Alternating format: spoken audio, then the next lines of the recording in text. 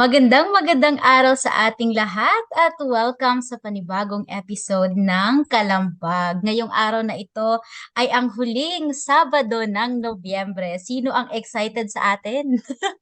Magpapasko na po, magde-December na talaga. So, una sa lahat, pakilala po muna ako. Ako po si Meryl Incenzo mula sa Kalambag Pioneer. At kasama ko rin po ngayong hapon, kasama ko rin sa Kalambag Pioneer ang aking Day Akim. Pakilala ka. Hello sa inyong lahat, no? I think di ko na kailangan magpakilala kasi of course, lagi niya ako napapanood but actually sige, I'm Akin Pulpog from Calambag Pioneer of course. So, it's nice to meet you again, no? So, I hope you have your nice moment of this month and also para rin for the ready na rin for the December. So, God bless us all. Yes, and actually kasama kami ni Day Akim sa episode last week kasama ang Mm-mm. Kalambag NCR. And I'm very excited na muli tayong nagkasama ngayong hapon. At syempre, ang kasama rin namin ngayong hapon ay mula sa Kalambag Lakas. Mga nagagandahang nilalang, magpakilala po kayo. Mm. Nakamute kayo? Mag-unmute muna kayo. Ayan, para marinig namin kayo. Yan. Hello po, ako po si Merlin Joy from Lakas High School. And hello po everyone, I am Hannah Kim po from Lakas High School. Ayun. Kumusta naman kayo, Hanali at Merlin? Nasaan kayo ngayon? Nakila Ma'am Helen po kami, bale, para po sa malakas na signal din po para sa amin. And okay naman po kami. How about you, Merlin? Okay naman po, yun na po sa pag-aral din po, okay din. Yes, buti naman no at nakahanap kayo ng lugar kung saan may malakas na signal kasi alam ko pahirapan talaga ang signal dyan sa inyo. Dito rin naman sa amin ni Day Akim, no, pahirapan ng signal at buti na lang mabuti ang panahon ngayong araw na ito. So, Mm-mm. ano nga ba ang pag-uusapan natin ngayong hapong ito? So, ang tema po ng ating episode ngayon ay kalambag, healthy, Mm. nourished, sheltered. Ensuring the right to life for all. Ito po ang tema ng National Children's Month mula sa Council for the Welfare of Children. So yun po yung tema ng ating selebrasyon para sa National Children's Month para sa buwan ng Nobyembre. And dahil nga ito ang huling Sabado ng Nobyembre, napaka-special dahil muli lagi natin pinapaalala no na mag-raise ng awareness tungkol sa karapatan ng mga kabataan. And sa huling Sabado ng Nobyembre, yun ang ating layunin. At pag-usapan syempre ang tema ng ating selebrasyon. So, simulan na natin ang ating usapin. Ready na ba kayong lahat? Of course. Ready. Yes. So dun nga sa theme, no, ang ating theme, healthy, nourished, sheltered, ensuring the right to life for all. So una kong tanungin muna, ikaw Day Akim. Sa tingin mo kaya Mm-mm. Day, paano mapangangalagaan ang kalusugan ng bata mula pagkasilang? Kasi mahalaga na yung development ng bata ay maayos, consistent mula pa sa kanyang pagkasilang hanggang sa pagtanda. So sa tingin mo Day, paano natin mapangangalagaan ang kalusugan ng bata mula pagkasilang? Well, taking care of children is very crucial since, kumbaga, medyo sensitive pa sila. Kumbaga, doon sila sa point na talagang kailangan ng extra care. But it doesn't mean that the safety is focusing on the security, but also no sa atin ding tawag nito, will also food security, water security that needs by every children, no, since they pagkatapos ng may panganak and hanggang sa lumalaki sila, no? So napakalaga na talagang water and food security and also a sustainable food for them, no, na that helps them to grow, to have an healthy body, and also they can focus also to their study if they are kung malalaki na sila. So it really matters also if kumbaga kakibat ng pag-aalaga ng mga bata is yung pagkakaroon ng water and food security as well as sustainable food sa kanilang pagkainan. Exactly, mga basic needs day no kumbaga. Mm-mm. Yes, and Of I think, course. oo, kaya ito ang napiling tema sa ating celebration na ito dahil ayun nga, alam naman nating lahat ang patuloy na inflation na nagaganap sa ating bansa and ayun nga, tumataas ang presyo ng mga bilihin, kaya naman medyo pahirapan na i-provide yung mga basic necessities na yun sa ating mga kabataan. Kaya nararapat lang na pag-usapan natin ito at bigyan ng pansin dahil isa nga itong mga basic necessities na ito, tubig, pagkain, na kailangan-kailangan ng mga kabataan. Kayo naman, Hanali at Merlin, pakinggan naman natin ang mga opinion ninyo. Sa tingin nyo, paano ba mapangangalagaan ang kalusugan ng bata mula pa sa kanyang pagkasilang? Um, Siguro po, mapangangalagaan po ang bata sa mula pagkasilang hanggang sa paglaki ay mabigyan ng mga tamang pangangailangan o tamang financial, mula financial hanggang sa mental, at saka sa yung mga pangangailangan na sa kalusugan. Like, halimbawa po, tamang pagkain sa tamang oras, pagkain ng tamang, like, mga masustansyang pagkain po, mga ganong bagay mula sa pagbibigay po ng mga, yung pangangailangan po nila, like, mga gulay, prutas, yung pangdagdag rin po sa kalusugan ng mga kabataan, lalo na po katulad namin na habang tumatagal, simula rin po nang dumating ang COVID, Mm-mm. mas kailangan din po natin na mas pangalagaan yung sarili natin. Kaya, mapangangalagaan po siguro yung mula sa pagkasilang ng isang bata hanggang sa paglaki, yung tamang pagkain, tamang alaga, at tamang seguridad. Tama. And before makasagot si Merlin, no, idagdag ko lang doon, i-insert ko lang na mahalaga rin siguro na yung mula pagkabata or pagkasilang ay Mm-mm. ma-expose talaga sila sa tinatawag natin na breastfeeding.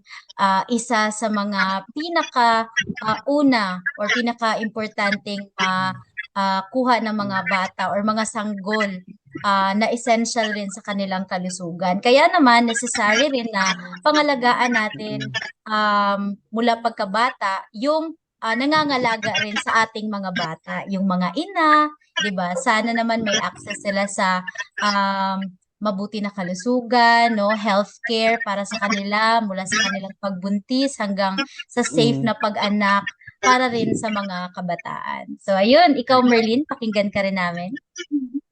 Ang opinion ko naman po para sa yung mapagpatuloy yung kalusugan mo, yung ano po yung nanay mo po yung hindi nagbibisyo. Tapos tuturuan din po Mm. na hindi magbisyo para mapangalagaan yung kalusugan. Tama, exactly, no. Importante talaga yung education rin sa ating mga ina, no, na kung ano man ang kanilang ginagawa, talagang may direct effect yun sa kanilang mga anak. Gaya nga ng sinabi mo na pagbibisyo, no. Anong mga klaseng bisyo ba ang specific na sinasabi mo? Ano po, tulad po ng pag-iinom ng alak, paninigarilyo, yun po yung palaging ginagawa minsan po ng ibang magulang. Exactly. And siguro kaya mo nabanggit dahil naoobserbahan mo rin ito sa iyong paligid, no? Tama. Ikaw, Day Akim, ano pa ba ang mga napapansin mo rin na nakakaapekto sa mga kabataan, lalo na kapag baby pa? Siguro talagang, sabi ko nga, di ba, no, napaka-sensitive talaga, no? Siyempre, may ilan in our community, no, na talagang something like yung talagang, anong katawag nito? Di ko masyado ma-point out ha. Pero yung minsan may mga bata kasi na ano na minsan is hindi masyado na naaalagaan since hindi naman sasabihin natin na talagang pabaya. Siyempre, minsan kasi to the point na may mga parents talaga na hindi pa talaga aware kung paano mag-alaga ng bata, ganun. So, kailangan din talaga ng ma-educate yung mga bata. Tama yung sinabi kanya ni Merlin, no? Yung pagbibisyo ng isang ina. Kasi sa Or pamilya kahit kasi, no, hindi ito, ina lang, Day, kahit yung, mm, yung tatay, ganun, di ba? Or mga yes, nag-aalaga oo. sa bata.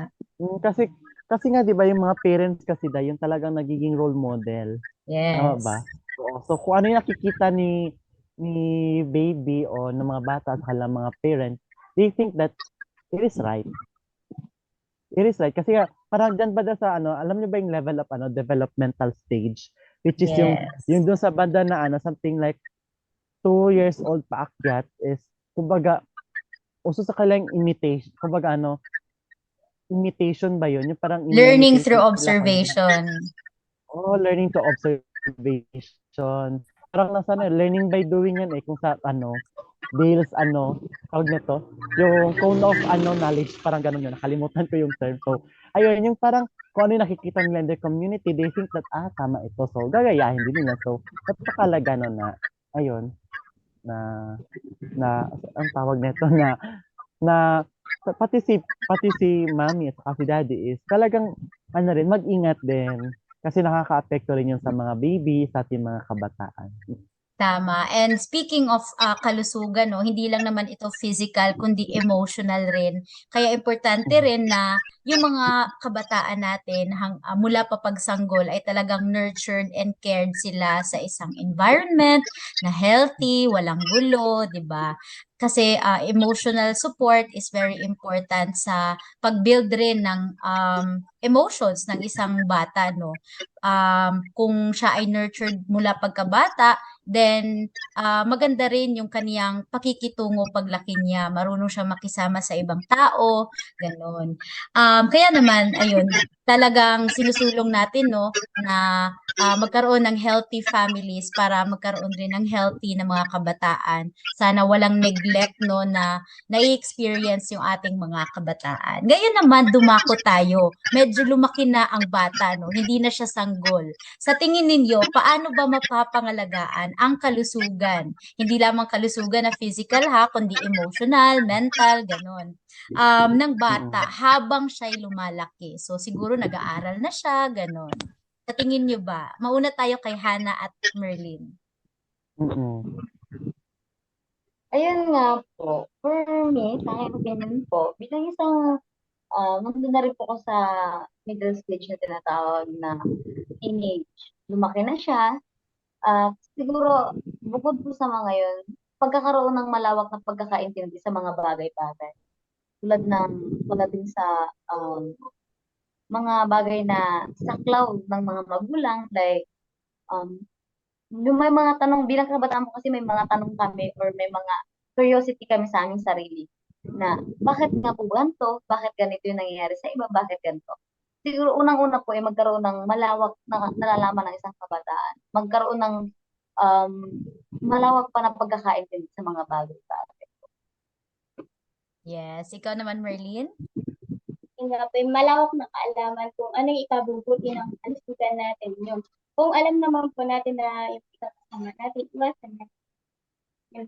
Tapos din po yung para din po yung sa magandang kalusugan natin po yung pati sa mentally, po yung always pray din po yung para din po yung makaiwas sa mga super down.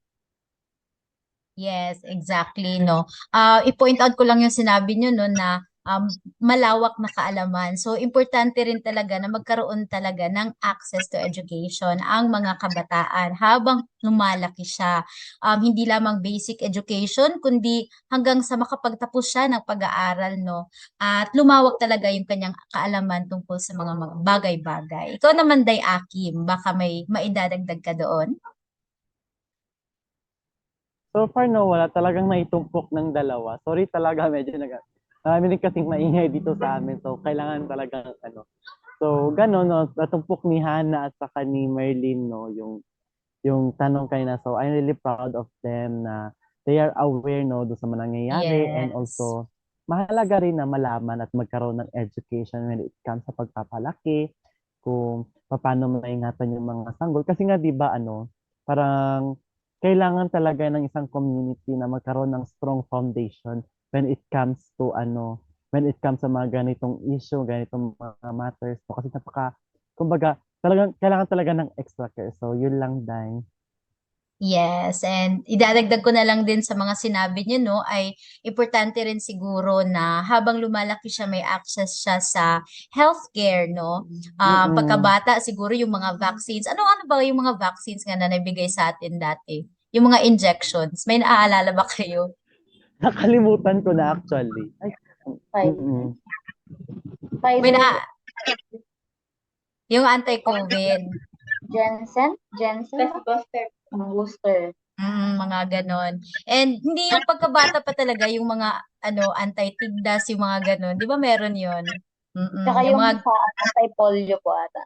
Yes, yun. So, importante talaga na may access yung mga kabataan doon para maprotektahan sila hanggang sa pagtanda nila. And syempre, habang lumalaki siya, importante na magkaroon rin siya ng ideya or knowledge about reproductive health, yung mga ganong usapin na importante rin na malaman ng ating mga kabataan.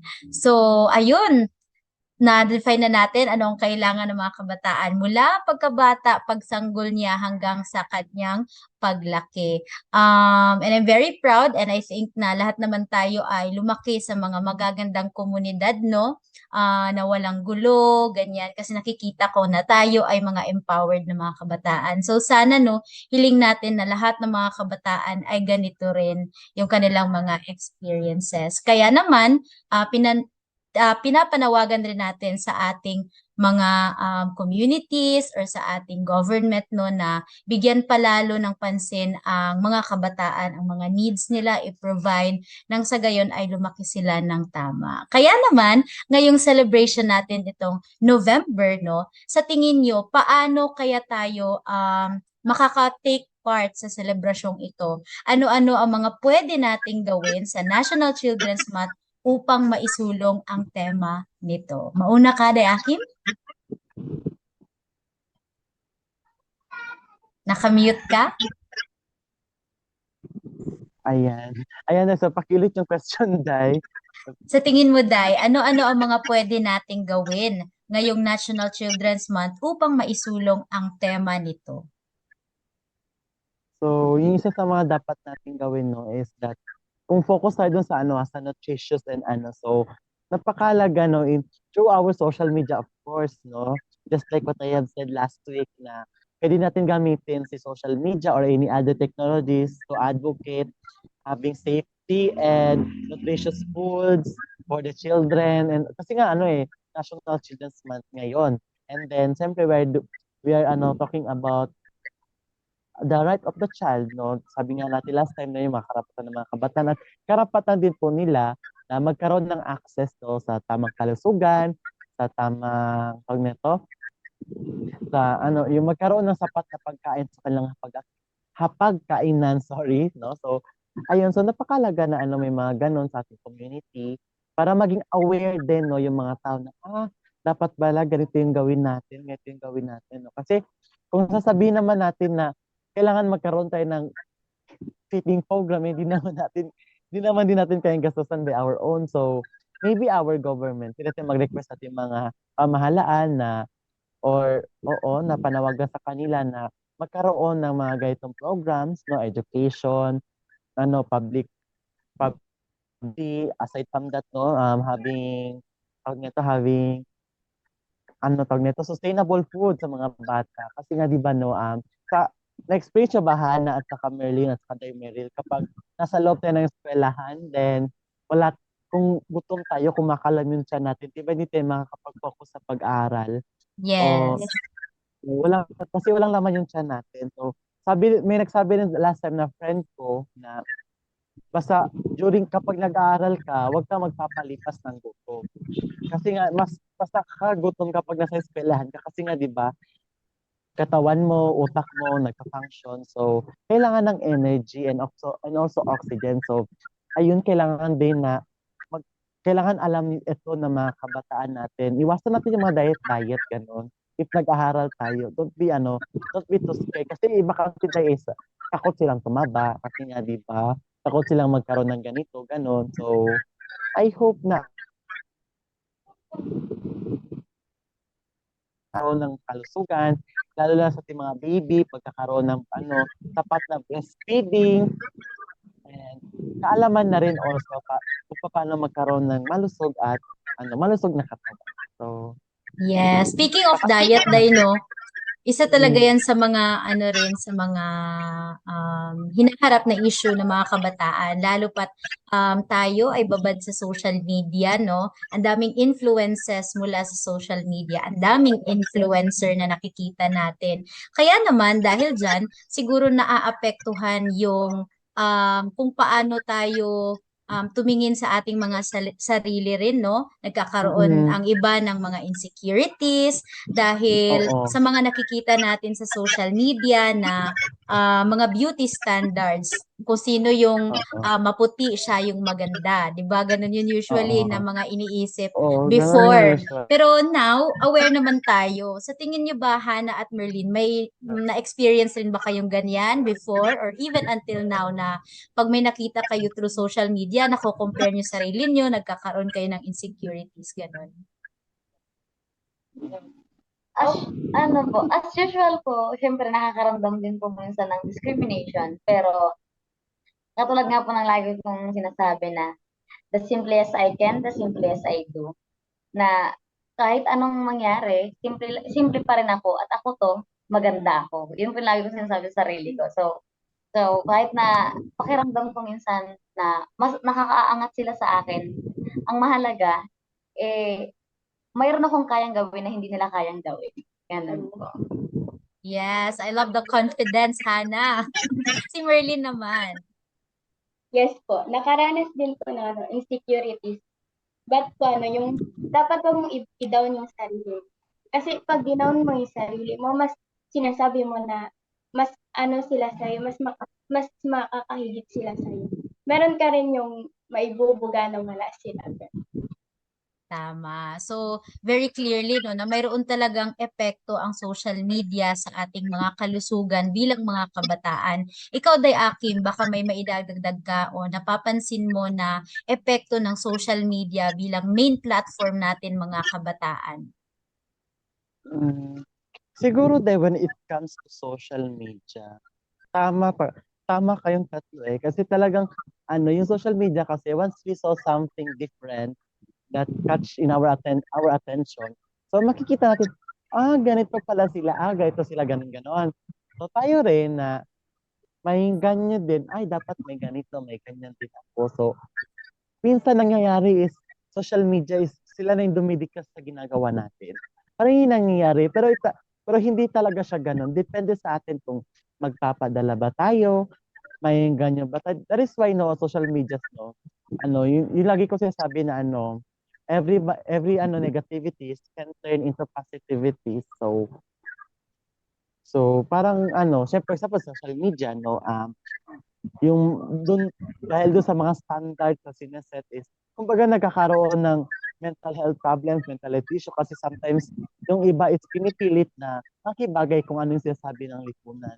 But it doesn't matter kung ano yung sa social media, ano yung nakikita natin is talagang gagayahin natin. We should be magpakatotoo tayo sa sarili natin, just like what tawag nito, Hannah said na kung ano ako, maganda ako para sa akin. So, yung ganun na matter na tama rin si no, kasi may iba't iba kasi tayong multiple intelligence ayun. Multiple intelligence. So, may kaya siya, may kaya ako na hindi niya kayang gawin. And of course, tayo sa Kalamag, we're using social media to advocate, to share positivities, to spread awareness. So, isang magandang paraan po, mga ganitong programa para mahatid sa mga kabataan yung deserve na information na dapat nilang matutunan. Yes, exactly. Tamang-tama, Day Akim, no? Ngayon naman, siguro maganda rin na pag-usapan natin yung mga ginagawa or current na nangyayari sa ating lipunan o ini-implement ng ating government, no? Para, or kung ano ba ang ginagawa ng ating government pagdating sa usapin ng pangalaga ng mga kabataan. So, matanong ko lang kay Hana at Merlin, na-experience niyo rin ba yung gulayan sa paaralan? Meron sa lakas, di ba? Oo, meron kasi po sa lakas, is hilig po talaga sa amin sa lakas is yung magtatanim po ng gulay and then pwede pong kumuha yung mga estudyante doon ng kung halimbawa wala mong gulay, pwede mong kumuha kasi Meron po kaming park yata dun sa gilid, sa likod po ng room po namin yun. Sa mismong puno po ng mangga, may nakatanim po na kabatute. And ang dami pong Kabatute, ano bunga. yan? Hindi, ngayon ko lang yan Parang, narinig. ano po, parang style po siya ng patola. Parang ganun po siya. Hmm. Tapos ano po, nakalagay po siya nakatanim po siya sa gilid po ng mangga. Tapos umakyat po siya sa mismong mangga. Bali, sobrang dami pong bunga nun. So, yung iba pong mga tao sa labas ng school, nakakakuha din po sila ng gulay nila doon. Kasi as in, ang dami po niya magbunga. Kami rin po mga estudyante, nainganyo din po kami kumuha doon. And kinabukasan naman po, may bunga na naman po siya ulit. Kaya nararanasan po namin makakain ng mga gulay na tinatanim din po namin sa school. At saka nararanasan po namin yung gulay na tinatanim namin, nakakain din po namin. Minsan po sa picnic, Hmm. pag ilog, nakakakuha po kami ng mga gulay sa school na dadalhin po namin sa mga picnic namin. Ganun po. Marami po taga-experience sa school. Lalo na po sa gulayan. Yun, napaka-enjoy naman, no? Kasi yun din yung naaalala ko before nung high school kami ni Day Akim, no? May parang in-implement yung division office namin na gulayan sa paaralan. Pero dahil online yun, naging parang gulayan sa tahanan yung nangyari. Oh, gulayan sa Oh, tahanan. sige go, At Day. isa yun sa I-ano magandang mo, project sa ikwento mo exam. yun. Oh. Actually, yun yung isa sa magandang bagay, no? It's because even we are in the COVID-19 pandemic at that time, no? So, our division implement this project kasi nga necessary siya. Kasi nga 'di ba pagpasok ni COVID, nagtaasa ng presyo. So to prevent the crisis, no? Kailangan magkaroon ng gulayan, ganon. May namimigay ang division office dati ng mga libreng seedlings, libreng mga punla. So, yun yung tinatanim namin. So, mahalaga yung may mga ganon, no? To save, magkaroon din ng kumbaga food security na rin. Kasi nga, di ba, organic siya. Tin- natin, wala tayong nilagay na any chemicals, no? Kundi patabang lupa lang. So, mahalaga yung may mga ganong parte sa bahay natin. Actually, yung akin that time, no, wala talaga kami stay sa bahay. So, parang ginawa ko siyang hanging garden. Hanging Hmm. garden lang siya. At least meron, no? Oh. Innovation. Since may innovation, no? So, tapos tawag neto, since wala kaming, puro buhangin yung dito sa bahay namin. So, nagtanim ata ako through sako, yung tawag nito, yung baon ng niyog, ginamit ko rin yun, yung balat ng niyog, tinaniman ko rin. Yun yung mga kumbaga, utilize what you have, of course. Kasi nga, student leader tayo, we need to be resourceful, we need to use what resources that we have in our home. So, kumbaga, gusto yung may mga ganun, no, na pa-contest ng ating mga DepEd schools para sa ganun is mas solusyon na rin yung malnutrition, yung yung pagdami ng mga malnourished na mga bata, no, and also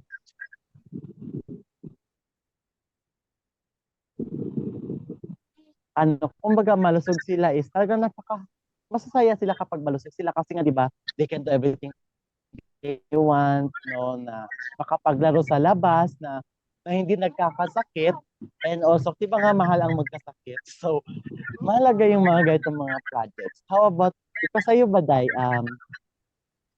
Dapat ba na may mga ganitong projects yung ating government, especially yung mga schools natin? Mm-mm. Yes, syempre, importante talaga, no? Kasi yung schools nga natin, tinatrato natin na second home natin. So, kung sa bahay natin, may ganun na mga, pinoprovidean tayo ng mga magulang natin ng gatas, pagkain, di ba, sapat na nutrisyon. Sana pagdating ng school, ganun din, para continuous. And napakaganda na um, nagiging avenue yung school para matuto tayo ng mga kaalaman, pero hindi lamang Mm. through knowledge na, alam mo yun, yung tinuturo sa rooms, kundi kahit yung mga tinuturuan rin tayo kung paano maging innovative nga, yun gaya ng sinabi mo, and maging resourceful na kung tumingin lang tayo sa paligid natin, hindi talaga tayo magugutom. Kasi ang daming pwedeng gawin, pwede tayo magtanim ng sarili nating pagkain and all of that. So, pero actually, ang daming kabataan na hindi kumakain ng gulay. Tama Oo, ba? Day, sad to say, oo. Ewan ko lang ba. Pero kasi, sa akin kasi, Daya, kasi yung bata talaga ako napaka-arte ko talaga, ganon. So, kasi yung ibang mga parents kasi, say for example, lumpiang Shanghai. Diba? We know that lumpiang Shanghai is meat. Yung Yeah. iba sa kanila, sinaluan nila ng gulay, ganon. Ang sa ganon is maging nutritious pa rin siya. Importante kasi sa pagkainan is presence, go, grow, and glow po. Yung Exactly. ini-introduce during nutrition month. Tapos, say for example, sa spaghetti sauce, oo. Para healthier siya, hinahaluan nila ng carrots, yung ano, yung parang sauce niya, dahil. Carrots at saka yung beans, o nagigiling. Tapos yung iba naman, instead nagagamit ng karne, panghalo sa gulay, gumagamit sila ng mga tofu o yung mga tokwa ba kung sa Tagalog. So, maraming ways on how we, kung paano natin mapapa-oo yung mga bata na kumain ng gulay. And yung isa is, yung kalabasa, ng saging, yung puso ng saging, ginagawang bola-bola. Kasi may talaga yung mga bata sa keto, no? So, isa yun sa mga way para maging healthy yung mga bata din. As the days goes by is, madedevelop naman din yun na may introduce sa kanila yung silaw o yung parang hindi siya kinisa, yung parang hindi naman siya talaga total na pinakuluan lang na gulay. Yung parang, basta hindi lang siya ginamitan ng oil, tapos, yung kinakain ni baby. Si So, Hana yun at lang Merlin dahil. kaya, Day, tanungin natin, kumakain ba kayo ng Oo, gulay? kumakain ba Or kayo ng ano gulay? yung mga paborito ninyong gulay? Yes Of po, course. kumakain kami ng gulay kasi po usually naman po sa bundok naman po kami, puro gulay po. At saka po ang paborito kong gulay, yung sari-sari po. Yun po yung may kalabasa. Yung bakbe? At ay parang sarap Bakbe. ng Oo. For me, gulay is life po kasi sa akin. Kahit anong gulay po yan, basta gulay. Mapait o hindi, basta gulay po, go ako dyan. Ganun po talaga. Gulay is life. Perfect. Gulay is life si Hana. Pero kung sakali no, kayo ay may makaka-encounter na bata na hindi kumakain ng gulay, ano ang sasabihin ninyo? Parang po sa akin, sasabihin ko po dun sa bata na hindi kumakain ng gulay. Yung, wag mong iwasang kumain ng gulay kasi yun yung mas sustansya eh. Makakatulong yun sa kalusugan natin yung sa pampalinaw ng mata, ganun ka po. Ipapaliwanag mo kung paano makakatulong yung gulay para mas mahikayat mo po siya na kumain ng gulay. Yes, perfect. Ikaw, Day Akim, paano mo naman mai-encourage yung ibang mga kabataan na pangalagaan yung kalusugan nila, no? At saka syempre yung mga nag-aalaga sa kanila na talagang i-uphold yung kalusugan ng kabataan. Kasi yung kalusugan, hindi rin naman siya yung sa gulay lang, pagkain ng mga masusustansya, kundi syempre andun din yung exercise, yung mental health niya. So, ganun Day. Paano mo Oo. mai-encourage? Ayun, when it comes to mental health, ewan ko rin, parang sa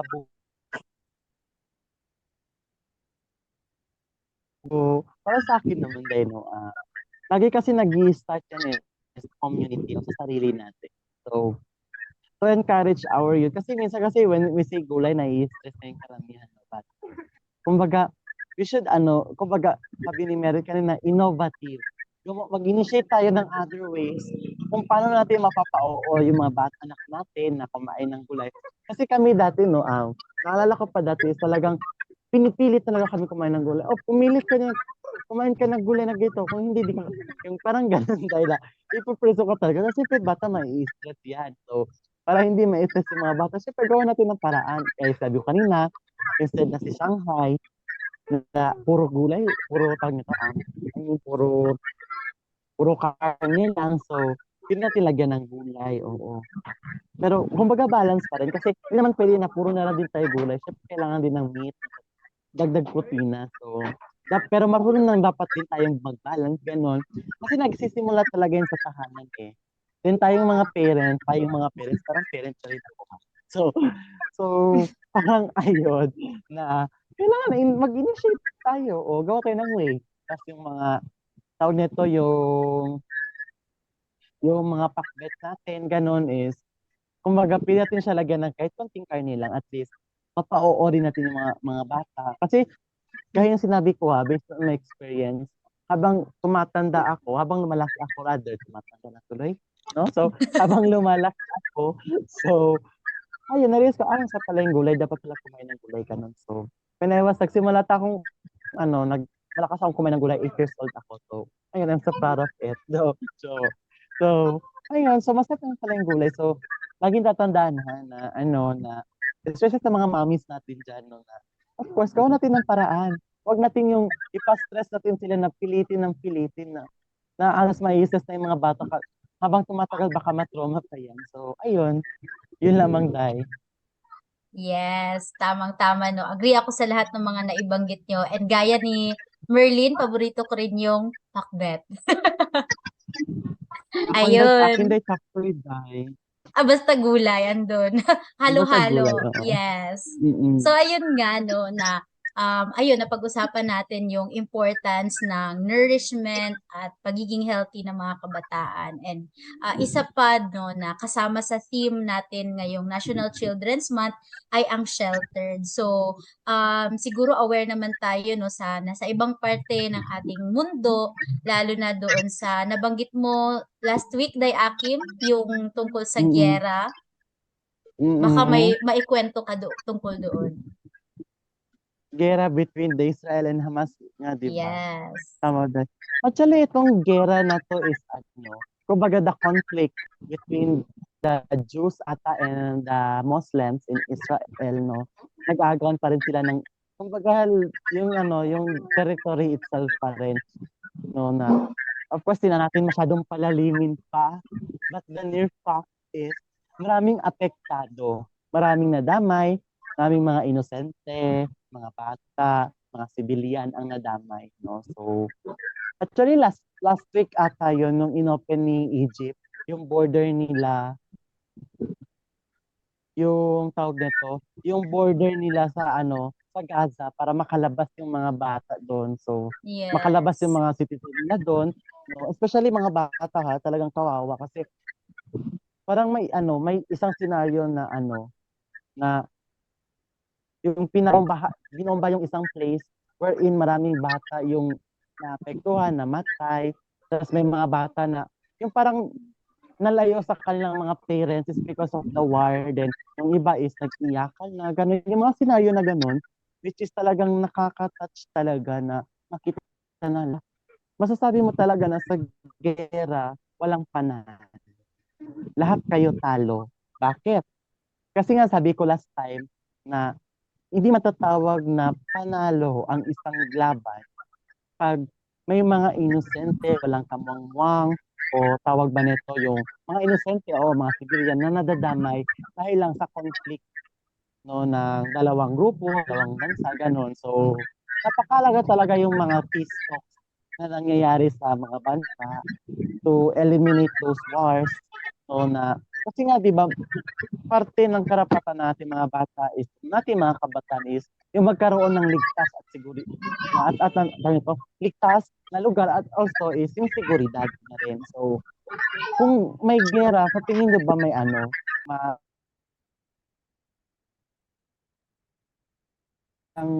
rights ng mga bata is talagang na-violate simula sa paglalaro, sa pag-aaral, sa sa lahat ng bagay, sa lahat ng aspect ng karapatan ng kabataan, na-violate po sila. It's because of that war. So, sad to say, kumbaga nakakasad isipin, no, na may mga ganitong instances talaga na sana kung hindi siguro nangyari ito, yung mga bata siguro nag-enjoy, naglalaro sa labas, nag-aaral, no, hindi sila takot sa community.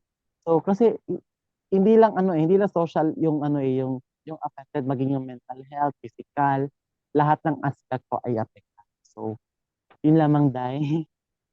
Yes, actually may nakita rin ako sa Facebook ata yun na parang isang documentary tungkol doon sa nangyari doon.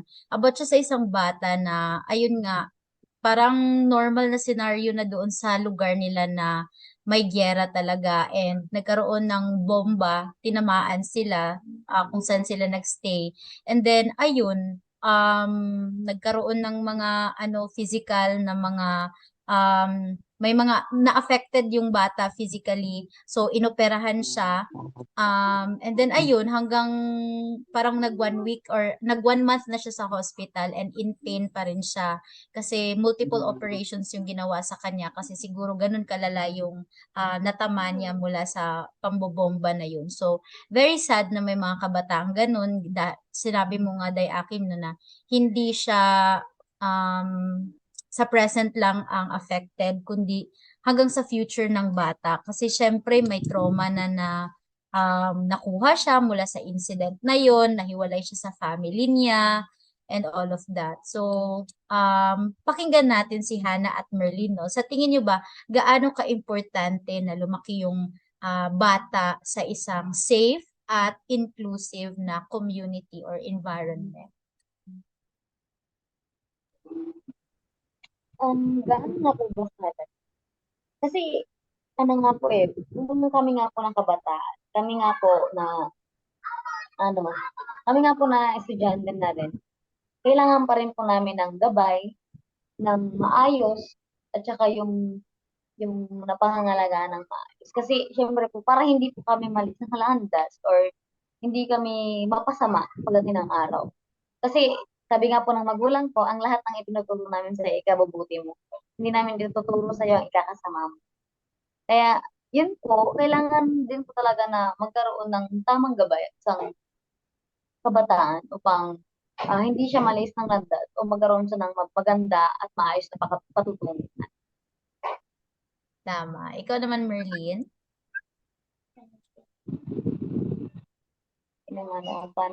Paano nga ba, bakit nga ba kailangan na magkaroon ng tamang pangangalaga ng kabataan? Ano po, yun nga po yun, dapat magkaroon ng tamang sa kabataan. Para na rin po sa kakabuti ng kabataan. Kasi po kapag lumaki yung kabataan na maayos, magiging yung generation po sa masusunod na henerasyon, magiging magandang impluwensya po siya. Kaya maganda rin po yung napapangalagaan ng mga kabataan na yun. Para din po may pakita ng kabataan na yun sa susunod na henerasyon niya. Tamang-tama. Yun, no, agree na agree ako doon. And ayun nga, hindi lamang safe na environment, kundi inclusive. Inclusive kung saan tanggap siya, kung sino siya, kung ano man siya. And isang environment na binibigyan siya ng kalayaan na ipakita kung sino siya or ipahayag yung mga nais niya ng malaya at hindi siya yung walang hindrance kumbaga. So, ayun, talagang na-emphasize natin no, yung kahalagahan ng environment ng kabataan na safe and inclusive. So, tamang-tama no na ayun, I guess na-explain na natin talaga yung tema ng ating National Children's Month. Kaya naman, malapit na tayong matapos, pakinggan natin isa-isa, magbigay tayo ng mensahe para sa ating mga kapwa kabataan. Simulan natin kay Merlin. Para po sa kapwa kabataan po, continue to do good po. Yun. Yung patuloy na gumawa ng mabuti, patuloy na umalam ng mga bagong kaalaman about kalusugan po. Tapos po yung umiwas na rin tayo sa mga bisyo nga po kasi po kakasama din po natin. Tama. Ikaw naman, Hannah? Ayun naman po sa mga para sa kabataan, estudyante, mag-aaral, ang lagi ko lang naman po sinasabi makinig. Makinig, magkaroon ng makialam sa tamang paraan, at saka magkaroon ng kaalaman. Patuloy na magkaroon ng kaalaman at matutong makinig. Yan lang po, palagi ko naman po sinasabi yun sa mga kaparehong kabataan. At syempre, kailangan natin manalig palagi sa Diyos na nag-iisa nating sandigan at gabay. Yan lamang po. Tamang-tama. Ikaw naman, Day Akim. Ayan, since Kalambag is always looking forward for the rights of every children in our community and also in our country.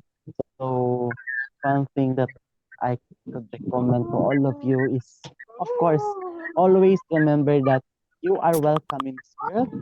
Mahalaga, may silbi tayo sa buhay. Mahalaga tayo do not look for negativities, just always look for the positives. No, kasi nga 'di ba if ididibdib natin lahat ng negativities, mga distractions, wala tayong mapapala niyan, no. So, and also no, mahalaga rin na tayo rin mismo na to be aware about our rights, no. So, like what I have said last week na i-review po natin kung ano yung meron sa UTHR, sa UNCRC, sa ating mga kabataan, and also kumbaga lagi nating alam na meron din tayong SDG or the Sustainable Development Goals na dapat nating sundan, no, na we can kumbaga we can move freely, but of course also know the limitation there. Yan sa mga safety ng mga bata is it doesn't matter, hindi lamang po sa tawag nito sa public security ang kailangan, kundi sabi ko po kanina sa food security, water security rin po. And kailangan talaga yung importante rin po yung breastfeeding ng ating mga ina, no, na talagang kailangan ng mga bata, no, para lumaki sila ng malusog at masaya, no, at isa pa maging open-minded tayo sa kung ano man yung meron sa society natin. Just like what Hannah said, we should advocate for inclusivity and equality, na sa ganun is yung war na eradicate natin. And also, kumbaga yung kamalian natin in the past is hindi na maulit in the future. Yan lamang po. Yes, salamat Day Akim, Hannah at Merlin. Sa akin naman, no, bago tayo tumungo sa synthesis, ay ang mensahe ko lang para sa aking mga kapwa kabataan, kapwa mag-aaral, ay hayaan natin ang ating mga sarili maging bata. Karamihan sa atin nagmamadali na maging mature at hindi rin naman sa lahat ng mabagay ay ganun, no? Siguro may mga situation sa ibang mga kabataan na napipilitan silang maging mature ng maaga dahil sa kanilang mga sitwasyon, sa kanilang mga pamilya or kung ano pa man yan. Pero sana no, habang tayo'y bata ay hayaan natin ang ating sarili maging bata, mag-explore, matuto at okay lang na magkamali. Dahil sa pagkakamali, tayo ay natututo. Yun yung talagang halos sa atin mga kabataan ngayon, di ba? Gusto maging perfect and all of that. At dahil yun rin sa impluwensya ng ating social media. Pero sana no, gaya nga ng mga nabanggit rin ni Hannah at Merlin kanina, i-embrace natin kung sino man tayo dahil bawat bata ay may kanya-kanyang quality, may kanya-kanyang kakayahan, kaya dapat hindi natin kino-compare yung sarili natin sa iba dahil sila nagsashine din in their own way at tayo naman may kanya-kanya din tayong capabilities na tayo lang yung nakakagawa. Kaya naman, ayun, sana maging tulad natin, empowered rin ang ibang mga kabataan na makialam at ipaglaban yung kanilang mga karapatan, hindi lamang sa safe na environment, kundi sa kanilang edukasyon, rights to participation, no? Gaya nga ng ginagawa natin dito sa Kalambag, na tayo ay nakikilahok sa mga diskusyon tungkol sa mga issue na nakakaapekto sa atin and maging mas involved tayo sa ating community. So, ayun lang siguro para sa akin. Day Akim, kaya mo ba mag-synthesis? No, so actually ang dami talaga natin na pag-aralan no simula kanina. So, una, tinalakay natin no yung kahalagaan ng kalusugan, ng pagkakaroon ng nutrition sa bawat mga bata. Nabanggit din kanina na kailangan talaga no yung breastfeeding, food security, water security, and also yung marami pang nabanggit kanina na mga ways on how we protect the nutrition of our children. And of course, na relate din dito kanina, no, yung kung paano tayo kumilos, yung lifestyle natin, no, na laging minsan nagmamato sa social media. So, sana naman, no, yun yung kanina sinabi nila na talagang yung iba nai-influensyahan ng social media, yung ginagawa nila everyday life, no, and also napag-usapan din kanila yung epekto ng gera, ng conflicts ng bawat bansa sa mga kabataan o sa mga bata na talagang walang panalo, kundi lahat sila ay talo. Kasi nga, di ba, mamamayan nila yung parang tinatapos nila. So far, so far is yun lamang po, and I encourage all of you, balikan po tong episode na to at ilan pa pong mga episode ng Kalambag, no? So, I really hope, no, na you support Kalambag until the end. Yes, and para naman So, sa announcements, ituloy mo na siguro. sige, Day, sagad ko na to, no? So, ayan, guys, sabi ko kanina, subaybayan niyo po ang Kalambag. Every Saturday po yan, 1 to 2 p.m. po. And aside from that, we have also other social media platforms like, of course, first one is the Senior City. Mamaya po yan, 3 to 4 p.m. po. And pangalawa po is yung inclination or inclusion na tumutukoy rin po sa ating mga kababayan po na mga person with disability. Every Wednesday po yan, 3 to 4:30 p.m. din po. And also, kindly follow, share, and like the post updates of Pinas Philippines, the CISO channel, and also Kalambag. Nang sa gayon ay updated po kayo sa lahat ng programa sa Inet Philippines. So yan lamang po, Day Meryl.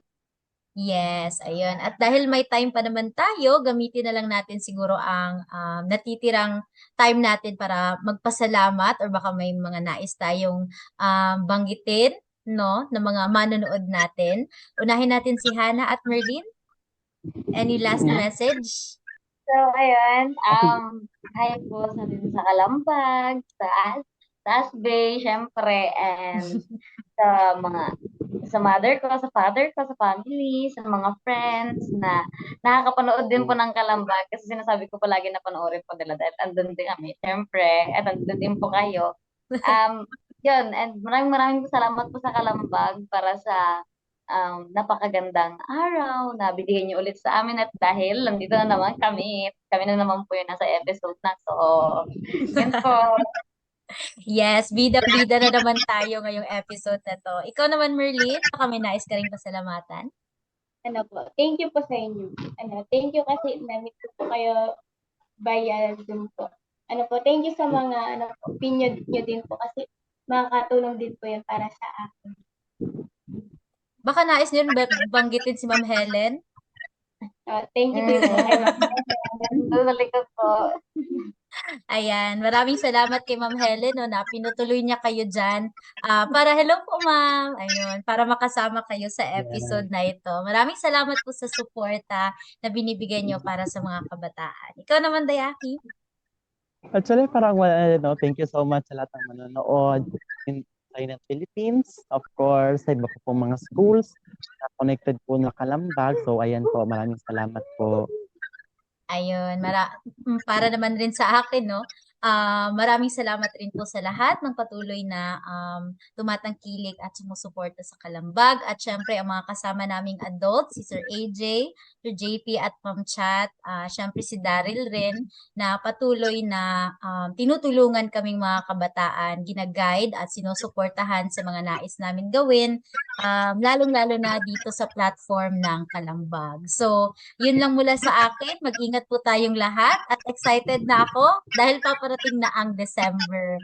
Iilang episodes na lang ang natitira para sa Kalambag, no? And mag-goodbye na tayo sa 2023. Kaya naman, hanggang sa muli, magkita-kita po tayo next Saturday para sa another episode ng Kalambag. Pero for now, yun lamang po at sana marami kayong natutunan at nag-enjoy kayong makasama kami, si Hannah, si Merlin, si Dayakim at ako naman.